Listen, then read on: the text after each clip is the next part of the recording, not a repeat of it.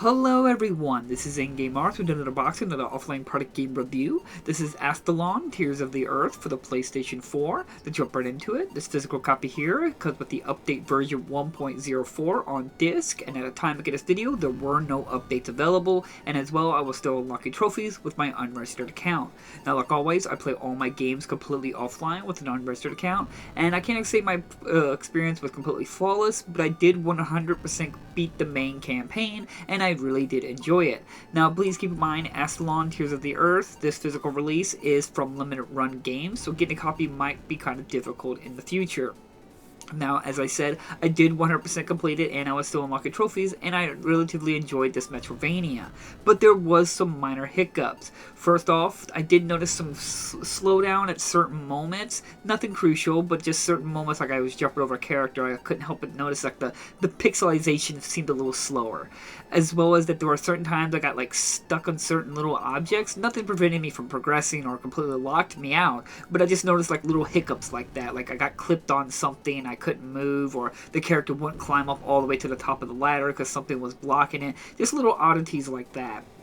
But those are the minor ones. I did have a cutscene lockup where after a cutscene, my character from the cutscene, how they worked it, moved out of the screen, and they were supposed to be in the cutscene, but since they weren't, and I was that character, so when it jumped over to that character at the end of that cutscene, the character was still thinking it was part of that cutscene, but even though they were outside the screen, so it completely locked me out and I could not progress, so I basically had to close out the game and reboot it back up, and since I wasn't saved at a distance, I had to retrace all my steps to get back there.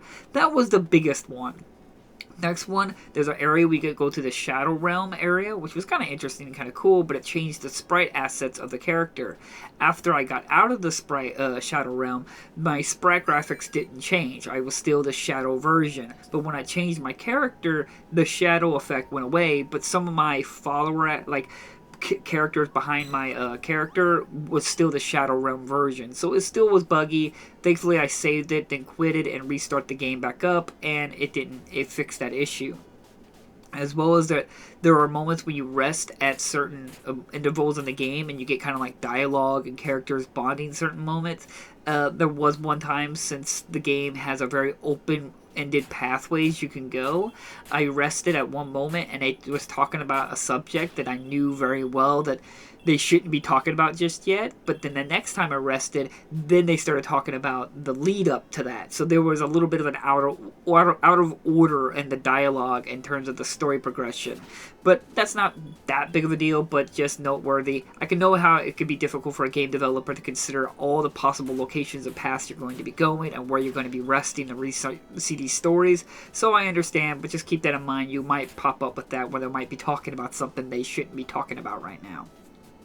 As well as that, the game introduces multiple characters. You have your typical archer character, like a rogue or thief. You got your wizard character, and you have your knight character, which is really good. And you change these characters at the rest place. And later on in the game, you do get an item where you can change your characters on the fly, which was really nice, because I did find it a little annoying at the beginning. I had to run to a rest area to change my character. So thankfully, there was an item that allowed me to do it freely.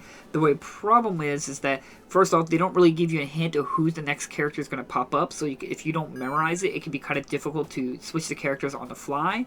And then later, this is a bit of a spoiler, but I do need to bring it up, is that you will get other characters into your party. And now you will have 5 characters you have to cycle through, and each one has their own kind of abilities and benefits that they can exclusively do. So if you're fighting some subject, or you're trying to get away from something, and only this character can be able to climb a wall or something, it can be very frustrating to shuffle through 5 characters to finally land on the character that you may accidentally skip over because you're in a frantic panic. There's just too many characters, in my personal opinion, with the whole switching characters around.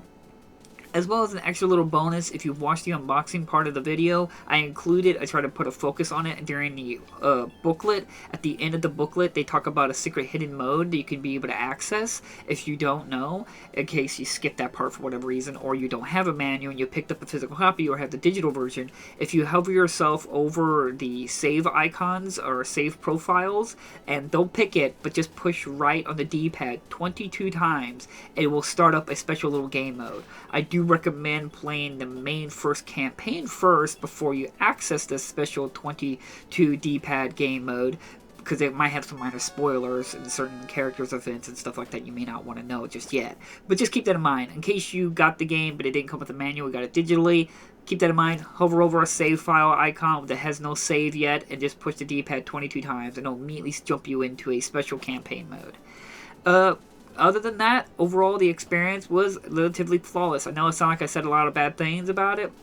I just wanted to get that out there to let you know that the game wasn't flawless. But I did 100% complete the game. I did everything in the game and the main campaign. I didn't do a lot of the other game modes like Boss Rush mode or Dark Knight or Monster mode. I've had my fill for the game right now, so I haven't really fully tested those out yet, but the main campaign is fully playable offline with an unrestricted account, and to me, that is the main crucial part. The game is pretty good. I did enjoy the Metroidvania-ness. I love the sprite graphics, I love the simplistic graphics, and I love the colors and how they pop. The gameplay was fast and fluid and smooth, other than some minor little hiccups that I mentioned. The story is interesting for what it is. It takes place later in the future of the story, so keep that in mind when you beat the game. They will actually put that in the credits that this is episode 2 in the story. I think they were kind of going with a Star Wars kind of thing, where the original series took place like later in the future. It wasn't the first one in the Star Wars series, so I think they did a little nod to that this is the second one in the series. Currently, at the time of this video, there is no first one yet, or third one yet, so just keep that in mind. Don't be confused thinking that you're playing this out of order. At the time of this video, there is no first one. This is just straight off jumps you right into the second part of the story, which is fine. I don't mind that. Leaves a bit of a mystery and gives you maybe a chance for a prequel or a sequel.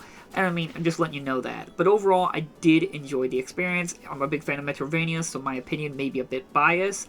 I relatively enjoyed the experience in terms of unlocking and getting the characters, switching between the characters. Some characters may seem a little bit useless at first, but overall, as you start unlocking more abilities, you find those characters to be a lot more useful and interesting. I kind of try to avoid certain spoilers, but there is is upgrading in the game, where you build up these orbs and use that money to upgrade your characters and do other special benefits to the game. So I thought that was really interesting, but the game is strongly based about death, so when you die, that's how you upgrade your character. So some might find that relatively annoying, like a roguelike, where you're expected to die, and then you upgrade your character a little bit, and then you're sent back to the beginning of the game. But don't worry, it's not like a roguelike we have to start all over again. You still have all your progression made in terms of the level, map, layout, and stuff like that. And that's another thing, the map is fairly big, and it can be kind of tedious at times to do traversal, especially when you don't have a full grip of where you need to go and what you need to do or what item.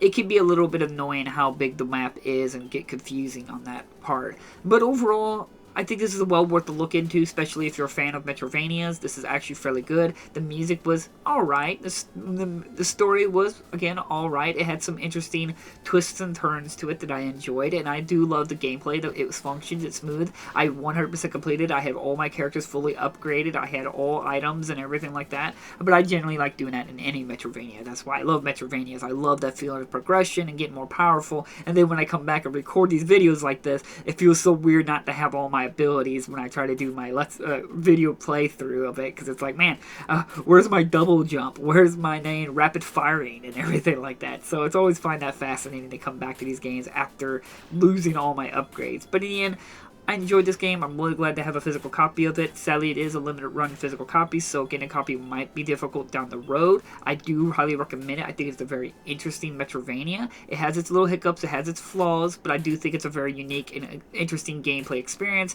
If you're looking into adding another Metroidvania to your collection, this one definitely should be right in there, and I think you'll be more than happy to have it in there. So like always, I will try to leave links down in the description if you're interested in a copy. Like I said, in my personal opinion, I think it's well worth a look into. Or if you can get it at a reasonable price, don't overlook it, and I think you'll relatively enjoy it. Just bear in mind that it's not a perfectly flawless experience, but at least at the time of this video, there were no updates available, so it's a fully complete version of the game, and overall, I think it's well worth a look. So like always, thank you all so much for watching, and I'll see you guys in the next unboxing video. Bye-bye!